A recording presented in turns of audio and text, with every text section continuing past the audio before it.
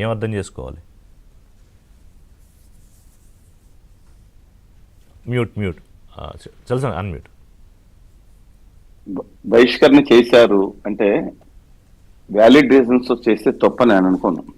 NT Ramarao గారికి అవమానం జరిగినప్పుడు నేను తిరిగి సభలో ముఖ్యమంత్రి గారిని అడుగు పెడతానన్నారు. ఆ రోజు అప్పుడు సీరియస్ గా ఎవరు తీసుకోలేదు. కండిషన్ 190/4 రాజ్యాంగం ప్రకారం, శాసనసభ చట్టం ప్రకారం. అలాగే తర్వాత చంద్రబాబు నాయుడు గారు నవంబర్ 19, 2021లో చాలా అవమానకరంగా first time in the history of అసెంబ్లీలో దిగజారుడు వ్యాఖ్యలు చేస్తే మనస్తాపం చెంది బయటకు వస్తే ఆయన విలపించారు. లైఫ్ లో ఫస్ట్ టైం దాన్ని కూడా హేళన చేశారు. ఆయన విలపించింది అంటే కూడా దుర్మార్గం. సరే, అబ్సల్యూట్ గా అది వేరే సంగతి అండి. కానీ అప్పుడు కూడా 60 days యాక్చువల్ గా అప్పుడు ఫస్ట్ 2 సంవత్సరాలు 20 రోజులు, తర్వాత 40 రోజులు, మొత్తం 110 రోజులు కూడా జరగలేదు అనుకుంటా. ఆ తర్వాత శాసనసభ సమావేశాలు అప్పుడు ఆ రోజు కండిషన్ తీసుకోలేదు. మొన్న మాత్రం విచిత్రంగా సరే ఆయన బహిష్కరణ చేశారంటే నేను ఆ రోజున ఎవరికి రూల్ అంటలేదండి. ఖచ్చితంగా వీళ్ళు ప్రజా సమస్యల మీద మాట్లాడినప్పుడు ప్రజల ద్వారా ఎన్నుకోబడిన జీత భత్యాలు కూడా వీళ్ళకి అవసరం లేదనేది నా బాధ. హూ మెరిట్ మేబీ నేను యూనివర్సిటీ చెప్తున్నాను, చంద్రబాబు గారు కానీ వీళ్ళు కానీ ఒక రూల్ అప్లై చేయాల్సిందే. వాళ్ళు ఇంకోటి చెప్తున్నాను, దయచేసి శాసనసభ చట్టం కానీ లేకపోతే మన ప్రాతినిధ్య చట్టం కానీ భారత రాజ్యాంగం చెప్పిన సూచిక ఏంటంటే పీఠికలో వీళ్ళకి శాసనసభ్యులు చట్టసభ్యులకు ఇచ్చిన అధికారులు వీళ్ళు శాసనసభ్యులు చినరాజా గారు, మంత్రులు రాజా గారు, లేకపోతే మహారాజా గారికి ముఖ్యమంత్రి, చక్రవర్తి కింద ప్రధానమంత్రులు లేకపోతే ఎంపీలు ఉండమని కాదండి.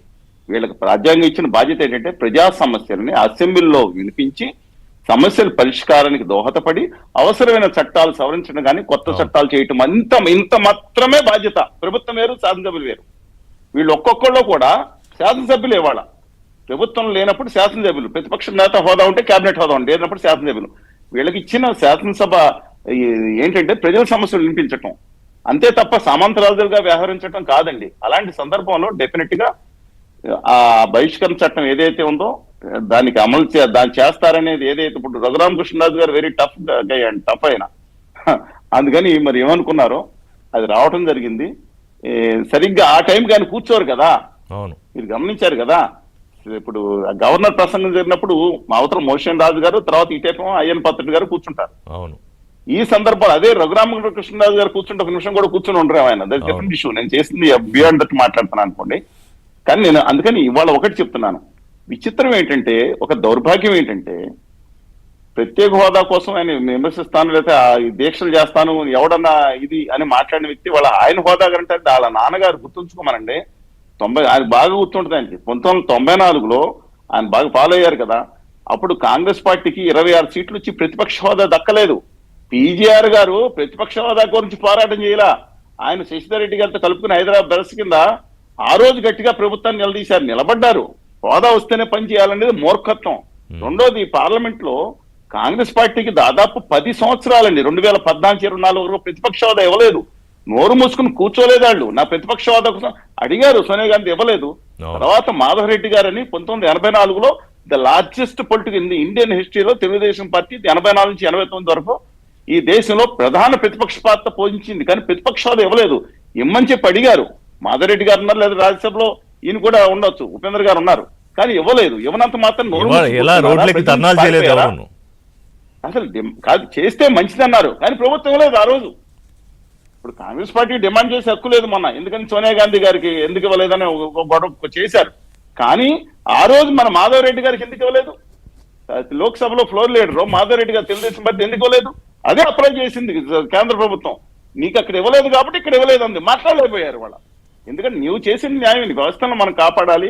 కొంచెం చూసి చూడనట్టు మనం ఒకటండి, ప్రతిపక్ష హోదా ఉంటేనే మనం వస్తామండేది కేసుల నుంచి తప్పించుకుంటానికి ఉండే ఒక క్లాజ్ కోసం అనుకుంటున్నాను. My with due respect to them whom merit maybe ఆ రోజున ఈ రోజున దయచేసి శాసనసభ మీకు చట్టం ఇచ్చిన ప్రకారం అసెంబ్లీకి హాజరై ఒకవేళ హేళన చేశారనుకోండి, ఇప్పుడు అలా చేశారని చెప్పే కదా 11 సీట్లు ఇచ్చారు. మళ్ళీ చేస్తే ఆ ప్రభుత్వానికి కూడా వాళ్ళు ఓడిపోతారు. అందుకే మీరు ప్రజా సమస్యలను హేళన చేస్తే మీ మీద సానుభూతి పెడుతుంది. అదన్నా తీసుకోండి, వచ్చి ప్రజా సమస్యలు నింపించండి. ప్రభుత్వ లోపాలు ఉన్నాయి, నిలదీయండి. మంచి ఉంటే అభినందించండి. అది అభినందించకపోతే వారి ఇష్టం. అందువల్ల ఇవాళ మీటింగ్ పెట్టుకుంటారట. అది కూడా నేను ఇంకొన్న ప్రజా సమస్యల గురించి మాట్లాడమంటారేమో, పంపిస్తారేమో అనుకుంటే కాదు. ప్రతిపక్ష హోదా గురించి ఎట్లా గొడవ చేయాలి? కేసుల నుంచి నా అభిప్రాయం నేను చెప్తాను వ్యక్తిగత, అది కేసుల నుంచి తప్పించుకోవడానికి, ఇంతకుముందు ఇది చేయటానికి, ఇది మోకరీ ఆఫ్ ఇది కేసుల నుంచి ఎవరన్నా ఇది కాదా అండి అని అడుగుతున్నాను. అందువల్ల నా రిక్వెస్ట్ ఏంటంటే, రిక్వెస్ట్ చేయగలుగుతాం కదా, ఆదేశించలేం కదా. శాసనసభ సమావేశాలకు హాజరవ్వండి. ప్రతిపక్షంగా మీరు 10 మంది ఉన్నా, 4 ఉన్నా, ఇంకోటి కూడా చెప్తాను. మీకు ఒకటి చెప్తాను మీకు, మన ఎంతమంది సభ్యులు ఎన్నికయ్యారు? కరుణానిధి గారికి ఆయన 1000 లైట్స్ నియోజకవర్గం నుంచి చెప్పాక నుంచి అనుకుంటా ఎన్నికైంది. 2 సభ్యులు ఎన్నికైతే ఆయన రాజీనామా చేసి ఉండొచ్చు, ఆయన వేరే సభ్యులు. కానీ ఉన్న ఒక సభ్యుడు, 2 సభ్యులు కూడా ప్రభావవంతంగా, 2 సభ్యులు ప్రభావవంతంగా గడగడలాడించారే. నాటే జోక్ అండి అది. పార్లమెంట్ లో ఒక పీలు మోడీ గారు లాంటి నాయకుడు ఉంటే ఆయన, ఎందుకంటే ఫిరోజ్ గాంధీ గారు ఈ దేని మీద అండి మీరు చూసారు, ఎల్ఐసి ₹1 ఇన్వెస్ట్మెంట్ చేసిన, ఇవాళ 50,000 లక్ష కోట్లు తాదాని గారు కాదు, ₹1 ఇన్వెస్ట్ చేసిన బయటపెట్టి గడగడలాడిపోయింది. హెచ్ఎం దేశాయ్ గారు రాజీనామా ఒక్క సభ్యుడు వేస్తే హెచ్ఎం దేశాయ్ గారు కేంద్ర అంటే ఇప్పుడు మీరు చెప్తున్న వాళ్ళు కాదు, మీరు చెప్తున్న ఎగ్జాంపుల్స్ అన్ని ప్రజాస్వామ్యం మీద, చట్టసభల మీద, ప్రభుత్వాల మీద, ప్రజల మీద నమ్మకం, గౌరవం ఉన్నవాళ్ళ విషయం. ఇక్కడ అది కాదు కదా. మరి చంద్రబాబు నాయుడు గారు కూడా బహిష్కరించారండి నవంబర్ 19. ఎందుకో తెలుసా? వ్యక్తిగత దాన్ని తప్పించుకోవచ్చు. సీతారాం గారు అది కాదు ఇది అని అనొచ్చు, కానీ కళ్ళకు కనపడినట్టు చూస్తే ఒక విలపించితే, మీరు ఎప్పుడన్నా చంద్రబాబు నాయుడు గారు ఎప్పుడన్నా సరే తన ఏది సోదరుడు కానీ మిగతా వాళ్ళు కానీ తల్లిదండ్రులు ఎప్పుడన్నా వ్యక్తిగత గమనించారా? ఒక ముఖ్యమంత్రి భార్యని, తనతో కాపురం చేసిన భార్యని అంటే కడుపు మండిపోదండి.